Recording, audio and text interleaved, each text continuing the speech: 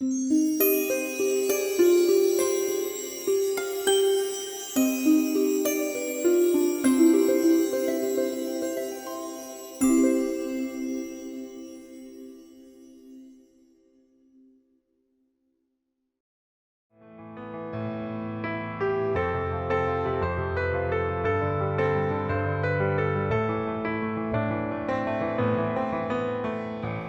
خیلی خطرناکه. پس این نقش مهمی داره، چون انتظارات رو بالا میبره و وقتی انتظارات بالا رفت شما دیگه نمیخواید دیروز مثل امروز باشید، میخواید تغییر کنه. میلیون ها ساعت تأثیر میذاره روی آدم ها و میلیون ها رفتار عوض میکنه. آدم ها از اینجا سوار ماشین میشن میرن شمال، یه دونه درخت نمیبینن، به یه صخره فکر میکنن ولی جلو کار بنگوک وامیستن. یه جور مدیتیشنه براش. و همین که به شیئی فکر کنه مطمئن باشید ارتقا پیدا میکنه. در حقیقت انتظارش از زندگی میره بالا. در این صورت مشارکت خواهیم کرد توی بهتر شدن آینده.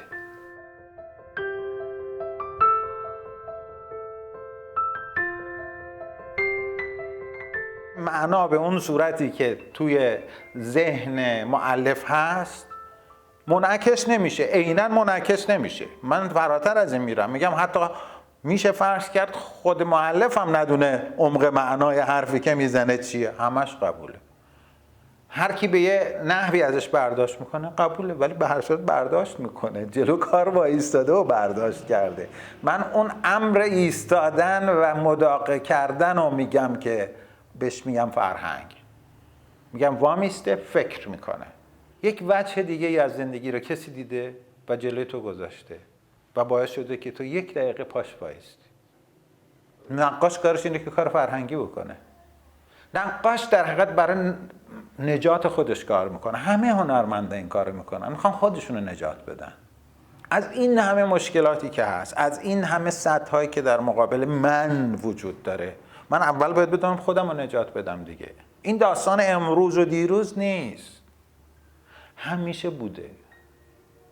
هر هنرمندی که داره کار میکنه قطعاً وقتی وارد اتاق کارش میشه میگه هستی حول محور این اتاق کار داره میچرخه. الان آزاده، هیچ درگیری نداره. میگه من میخوام سرور کائنات باشم، هستم. در این صورت خودشو نجات داده. اما هرچی هنرمند در باشه کمک میکنه دیگران هم نجات پیدا میکنه.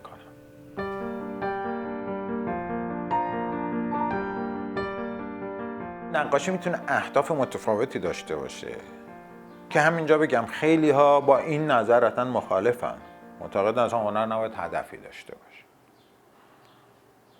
من معتقدم این حرف میتونه درست باشه ولی من طرفدارش نیستم اصلا.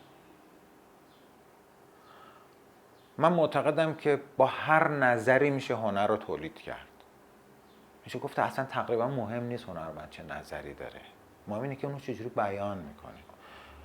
اون چیزی که فرهنگ رو میسازه اینه که هنرمند نظر خودش رو چجوری بیان میکنه. نمیتونم بگم این نقاشی فاشیستیه چون فاشیستیه من دوستش ندارم. کالوکارا یا فوتوریستا از فاشیسم حمایت کردن ولی الان بخشی از فرهنگ بصری ایتالیا هستن. در حقیقت هدف میشه گفت یه انگیزه‌ای برای هنرمند برای حرکته. تو نمیتونی هنرمند برای اهدافی که تعیین میکنه محکوم کنی، چون به هر صورت هر هنرمندی تو جای بزرگ میشه با گرایشات خاصی. خودش تعیین نکرده تو اون شرایط باشه ولی خودش معین کرده که هنرمند باشه و من فکر کنم همینه که تأثیر مهم فرهنگی میذاره که اثری ارائه میکنه که حالا این میتونه رو دیگری هم تأثیر بذاره. ولی فکر کنم هنر رو برای بهره نمیشه دنبال کرد، به خصوص بهره مادی که قطعا نابود میکنه هنر رو. نمیگم هنرمند نباید بهره مادی ببره، خیلی خوبه بهره مادی، ولی اگر خودشو نجات داده باشه اول. هنرمند اگر اول خودشو نجات داده باشه بعد دیگران بهره ببرن و بهش نفع مادی برسونن خیلی عالیه. ولی نه اینکه خودش نابود شده باشه به قیمت اینکه اون نفع مادی رو پیدا کرده باشه.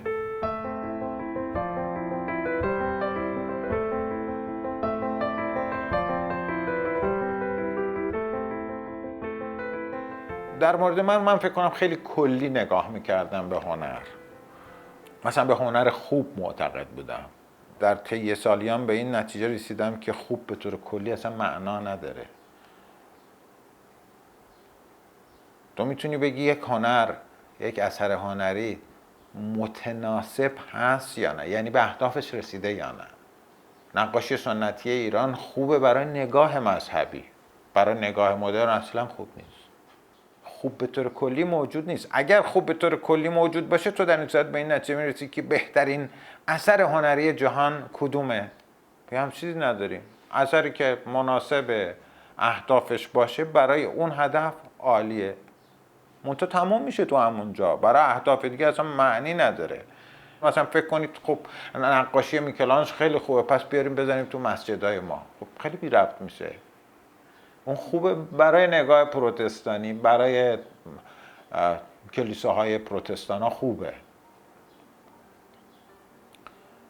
ولی برای نگاه شرقی نه. اصلا شرقی ها اصلا اونجوری نگاه نمی کنن.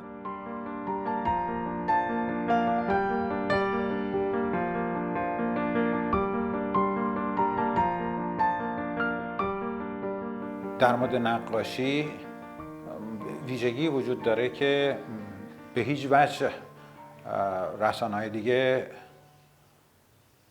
توانایی کاربرد اون ویژگی رو ندارن. توی نمایشگاه هم از یک گروهی که اومده بودن اونجا بازدید کنن و از نقاشی چیزی نمیدونستن، اولش گفتم که از من سوال بصری بکنید. بپرسید شما با این همه امکانات تصویری که الان وجود داره، دیجیتال، نمیدونم سه بعدی، چی وجود، چرا نقاشی میکنید هنوز؟ نقاشی چه چیزی داره که شما ساعتها وقت میذارید تا یه تصویری رو که پس ذهنتون هست تمام کنید؟ چرا این کارو میکنید؟ گفتم ببینید الان نوعی نقاشی وجود داره که بهش میگن نقاشی کنشی. از همون اسامی بسیار سطحی و غلطیه که این روزا روی خیلی از کارها میذارن، چون احتمالاً دیدن یکی مثلا نوعی رنگ و با نوع وسیله خاصی روی کار میپاشه و خیلی تحرکش خیلی زیاده، دور کار میچرخه و چیزی شبیه این تولید میکنه. گفتن خب این کنشش جالبه، اسمشو بذاریم نقاشی کنشی. گفتم اما اون کس نمیدونست که بقیه نقاشی هم کنشن، منتها تو اون کنش رو متوجه نیستی. آیا اون کسی که موضوع میگرفت و نقاشی میکرد کنش نبود؟ چرا؟ اون کنش دینی بود.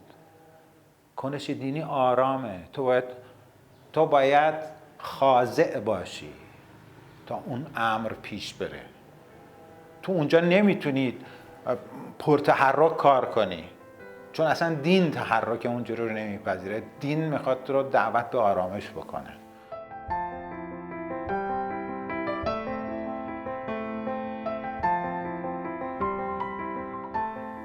نقاشی هنر رفتاره و لحظه به لحظهش رفتار هنرمند با رنگ، خط، سطح ثبت شده روی کار.